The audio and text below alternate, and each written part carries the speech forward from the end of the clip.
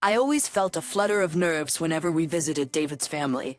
It wasn't that they weren't welcoming, far from it. David's parents, Martha and George, were the epitome of warmth, and his brother Mike could always be counted on for a good laugh. But then there was Laura, Mike's wife, the proverbial thorn in my side. As David and I drove to his parents' house for the usual Sunday dinner, I couldn't help but voice my concerns. "David, are you sure it's okay that I come along today? I don't want to create any tension, especially with Laura around." David glanced at me, his eyes softening. "Chloe, your family, they all adore you. As for Laura, just try to ignore her snide remarks, okay?" I nodded, trying to brush aside the unease. David parked the car and we made our way to the front door, greeted by the familiar, comforting aroma of roast beef and homemade apple pie. As we entered, Martha's face lit up. "Chloe, David, you're here. Come in, come in." George followed suit, his hearty laugh filling the room as he enveloped us in bear hugs. "How's my favorite daughter-in-law and soon-to-be lawyer?" Before I could reply, Mike bounded over, his usual playful self. "Hey sis, ready for another round of family madness?" I laughed, the tension easing a bit. Wouldn't miss it for the world. Then, from the living room, Laura's voice cut through the air, tinged with her typical mix of indifference and sarcasm. "Oh, look, the happy couple finally graces us with their presence." I forced a smile, meeting her gaze. "Hi, Laura. Good to see you too." Dinner was served, and the conversation flowed easily at first, everyone catching up on the week's events. Laura, however, seemed to be in a particularly prickly mood. "So, Chloe, still trying to play house with David? I mean, with your career and all, isn't that a bit too traditional for you?" she asked, a smirk playing on her lips. David squeezed my hand under the table, a silent gesture of support. I took a deep breath. "Well, Laura, we all make choices that suit us best. I believe in balancing career and family." Laura snorted. "Balancing, right? As if having kids doesn't totally derail your life." Mike, trying to diffuse the tension, chimed in with a chuckle. "Oh, come on, Laura, a little niece or nephew would be a joy, wouldn't it?" Laura rolled her eyes dramatically. "Joy? More like a lifetime of hassle. But hey, if Chloe wants to pop out a few kids and live the suburban dream, who am I to judge?" I could feel the temperature in the room drop a few degrees.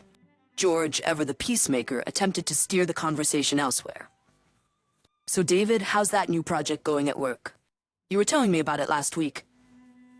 David launched into a description of his latest venture, but I could barely focus. Laura's comments had struck a nerve, and I spent the rest of the meal in a daze.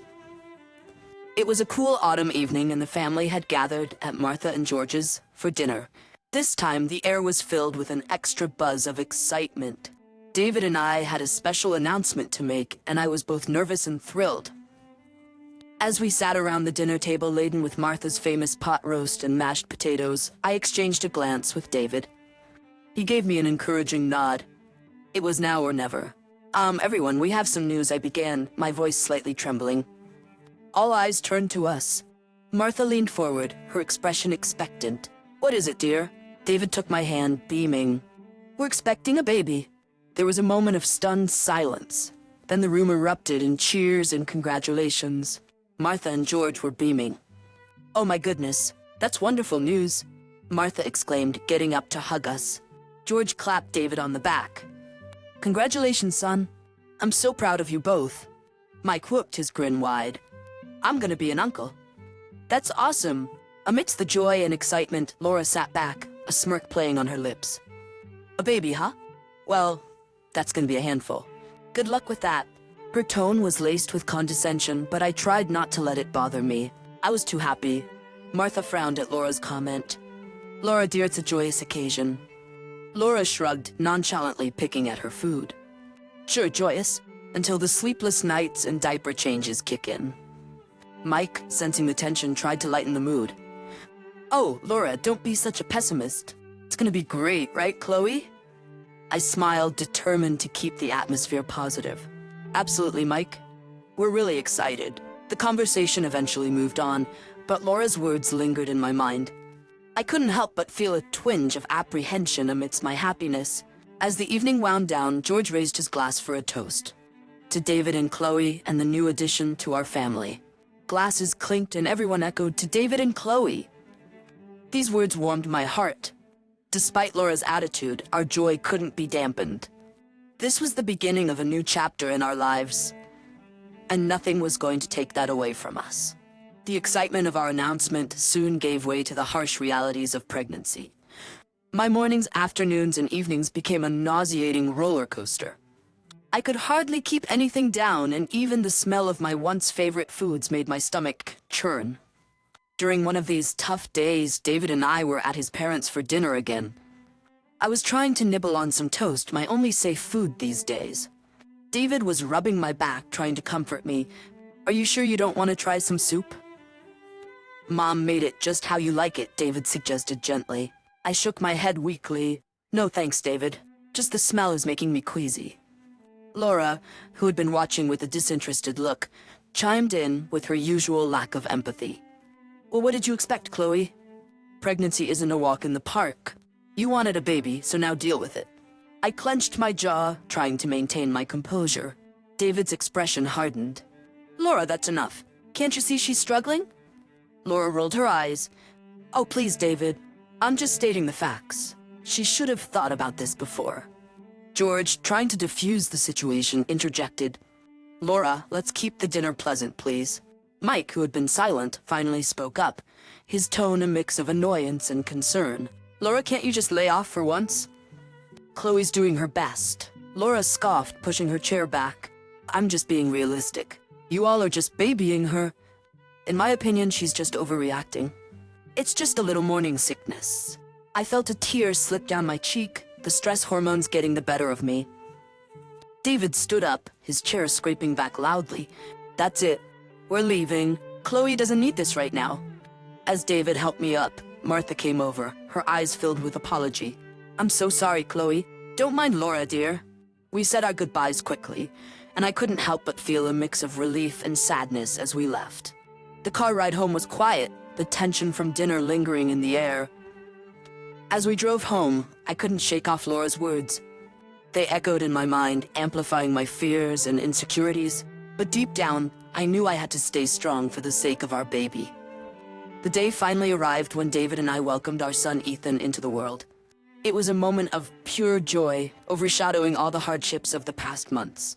We decided to introduce Ethan to the family at Martha and George's place, a neutral ground where everyone could share our happiness. As we entered the house, Ethan cradled in my arms. The family's reactions were everything I hoped for. "Oh my stars, he's just perfect." Martha cooed, gently touching Ethan's tiny hand. George leaned in, his voice gentle. "Welcome to the world, little fella." Mike was next, his voice full of awe. "Hey there, little guy. I'm your Uncle Mike. Ready to cause some trouble together?" The reactions filled my heart to the brim. But then there was Laura. She hung back, a sour expression on her face. When she finally approached, her words were like a cold splash of water. "Well, that's a baby, all right? Kinda looks a bit weird, though, all red and wrinkly." The room went silent. Martha's face turned into a frown, and George's eyes narrowed. David's arm instinctively tightened around me. "Excuse me?" Martha said, her tone icy. "What did you just say about my grandson?" Laura shrugged, her voice dripping with disdain. "I'm just saying, he's not exactly cute, is he? Looks kinda scary to me." I felt a sting at her words, and David stepped in, his voice tight. "That's enough, Laura. If you can't say anything nice, don't say anything at all." Mike looked at Laura, disbelief written all over his face. "Laura, what's wrong with you?" "That's your nephew." Martha stepped closer to Laura, her eyes flashing. "Your behavior is disgusting, Laura. If you can't be happy for Chloe and David, maybe you should leave." Laura scoffed, crossing her arms. "Fine. If I'm not welcome, then I'll go. But don't expect me to fawn over a baby like everyone else." With that, she stormed out of the house, leaving a trail of shock and discomfort behind her. The joyous atmosphere had been tainted, and I couldn't help but feel a pang of sadness. A few months had passed since Ethan's introduction to the family, and things had been relatively calm. David and I were adjusting to parenthood, albeit with the usual sleepless nights and endless diaper changes. That sense of normalcy was shattered one afternoon when Laura unexpectedly showed up at our doorstep. I opened the door to find her standing there, an odd, frantic look in her eyes. "Nora? What are you doing here?" I asked, surprised. "I need a favor, a big one," she blurted out, her voice tinged with desperation. I was wary but curious. "Okay, what is it?" She took a deep breath, her eyes darting around. "I need to borrow Ethan, just for a little while." I stared at her dumbfounded. "Borrow Ethan? What on earth for?" She began pacing, speaking rapidly. "It's my grandmother, see? She's old, doesn't have much time left. She told me she's leaving most of her estate to the first grandchild who has a baby. I thought maybe I could pass Ethan off as mine." I couldn't believe what I was hearing. "You want to pretend my son is yours? Are you insane?" Laura stopped pacing, turning to face me. "It's just for a day, Chloe. My grandmother's not all there anymore. She won't know the difference." Anger bubbled up inside me. "You want to deceive your dying grandmother with my child? That's sick, Laura." She clenched her fists, her voice rising. "You don't understand, Chloe. This could change my life." I stood my ground, my voice firm. "And you have no idea what being a mother means." "The answer is no, Laura. Now I think you should leave." She glared at me, her body tense. "You're gonna regret this, Chloe. You just wait and see." With that, Laura stormed off, leaving me standing there shocked and shaking. I closed the door slowly, my mind racing. The audacity of her request was beyond comprehension. I knew then that Laura was capable of going to extreme lengths for her own benefit, and that realization chilled me to the bone. I called David immediately, recounting the bizarre encounter. He was just as shocked and angry as I was. "She's lost it, Chloe. Just stay away from her, okay? I don't want her anywhere near you or Ethan." I nodded, even though he couldn't see me. "I will. It's too much." After hanging up, I went to check on Ethan, sleeping peacefully in his crib, blissfully unaware of the insanity of the world around him. I promised myself then and there that I would protect him from any harm, no matter what. Laura's bizarre request had opened my eyes to the lengths she would go to, and I knew I had to be vigilant. It was a sunny Tuesday afternoon, and Ethan was taking his nap in his nursery upstairs. I was in the kitchen trying to catch up on some chores when the doorbell rang. It was a courier with a delivery of baby supplies I had ordered online. The exchange took less than a minute, but when I returned inside and headed upstairs to check on Ethan, my heart dropped to my stomach. The crib was empty. Ethan was gone. Panic surged through me. "Ethan! Ethan!" I called out, my voice trembling as I frantically searched the room. There was no response, no sign of him anywhere. My mind raced with horrifying possibilities. I grabbed my phone, my hands shaking, and dialed David's number. "David, Ethan's gone. He's not in his crib, he's not anywhere." I cried out as soon as he answered. What do you mean gone? Are you sure he's not somewhere in the house?" David's voice was laced with panic. "I've looked everywhere. He's not here, David. Someone took him." I was on the verge of hysteria. David's voice was firm, trying to stay calm for both of us. "Okay, Chloe, call the police right now. I'm leaving the office. I'll be there as soon as I can."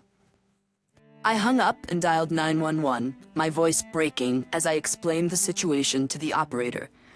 Within minutes, police cars arrived, their sirens piercing the quiet neighborhood. As the officers began their investigation, David rushed in, his face pale with fear. "Chloe, tell me everything. What happened?" I recounted the events, from the courier's visit to the chilling discovery of Ethan's empty crib. As I spoke, a horrible thought struck me. "Laura," she threatened me, after I refused to let her take Ethan. David's face hardened. "I'll kill her if she's done anything to him." The police overheard and immediately took note. "We need to know everything about this, Laura. Address, description, everything," one of the officers said. As we provided Laura's details, Martha and George arrived, their faces etched with worry. Martha embraced me, her own tears mingling with mine. And George arrived, faces etched with worry. Martha embraced me, her own tears mingling with mine. Just then, Mike burst through the door, his eyes wild with worry. "What's going on?" "I heard Ethan's missing."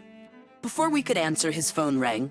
He glanced at the caller ID and his face went white. "It's Laura," he answered, his voice shaking. "Laura, where are you? Do you know anything about Ethan?" The room fell silent, everyone's eyes on Mike. He listened for a moment, his expression turning from worry to shock and then to anger. You did what? Laura, how could you? He hung up, his body trembling with rage. She took him. She's at her grandmother's trying to pass Ethan off as her own. The police officer sprang into action, coordinating with their team to track Laura down. David held me close, his body rigid with anger and fear. David, Mike and I were in a state of high alert as we drove to Laura's grandmother's house. The tension in the car was palpable, each of us lost in our own turmoil of anger and worry. As we approached the house, my heart pounded against my chest, a mix of fear and desperate hope. Mike was on his phone, coordinating with the police. They're on their way. We just need to keep her there until they arrive. We pulled up to the house, and without a second thought, we rushed inside. The scene that greeted us was surreal.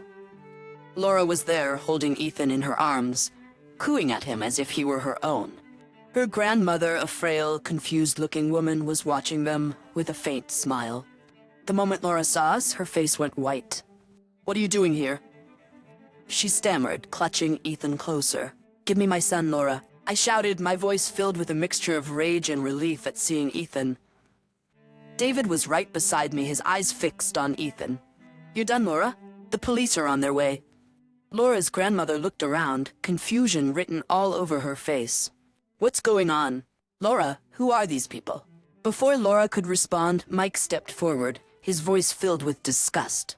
"These are Ethan's real parents, Grandma." Laura took him, pretending he was hers. The old woman's eyes widened in shock. "What? Laura, is this true?" Laura's facade finally crumbled. Tears started streaming down her face.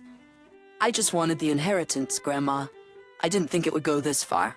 Her grandmother shook her head, disappointment etched on her face. "Laura, how could you?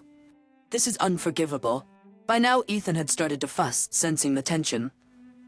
I reached out and Laura, defeated, handed him over to me. Holding Ethan close, feeling his warmth and hearing his familiar sounds was the most comforting feeling in the world, after the terror of the last few hours. "You're sick, Laura," David said, his voice cold. "You need help."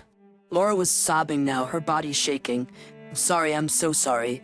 I didn't mean to hurt anyone." Just then the police arrived, their presence filling the room. They immediately went to Laura, reading her rights as they handcuffed her. As we left Laura's grandmother's house, the police leading Laura away, a wave of relief washed over me. Ethan was safe in my arms, unharmed by the ordeal. In the weeks that followed, our lives were a whirlwind of police statements and court dates. The reality of what Laura had done was sinking in, not just for us, but for the entire family. David and I were sitting in the living room one evening, after putting Ethan to bed, the silence between us filled with unspoken thoughts. David finally broke the silence. "Chloe, I can't believe she's actually going to jail for this." I nodded, still processing everything. "I know. It's just, I feel so betrayed, David. She was family." David reached for my hand, giving it a reassuring squeeze. "She crossed a line, Chloe. What she did was unforgivable. But we need to focus on moving forward for Ethan's sake." The trial had been swift. Laura's actions were indefensible, and she was sentenced to several years in prison for kidnapping. Mike had filed for divorce, a decision that had shaken him deeply. A few days later, we were at Martha and George's house. The family had gathered, a sense of somber unity in the air. Martha was the first to speak as we all sat in the living room. "I just can't believe she would do something like this." To her own family, she said, her voice heavy with sadness. George nodded, his brow furrowed. "It's a hard pill to swallow. But we have to think about the kids now, about Ethan." Mike sat quietly, his eyes distant. I feel like I didn't know her at all. How could I have been so blind?" David put a hand on his brother's shoulder. "You couldn't have known, Mike. None of us could." The conversation turned to how we could all support each other. It was clear that the family bond had been tested but not broken. In the months that followed, life slowly returned to a new kind of normal. Ethan was growing fast, his smiles and laughter a constant reminder of the joy he brought into our lives. The ordeal with Laura had left its mark, but it had also made us stronger and more appreciative of the love and support we had for each other. One evening as I watched Ethan play, I realized that this experience had taught me about the resilience of family, the strength of love, and the power of moving forward,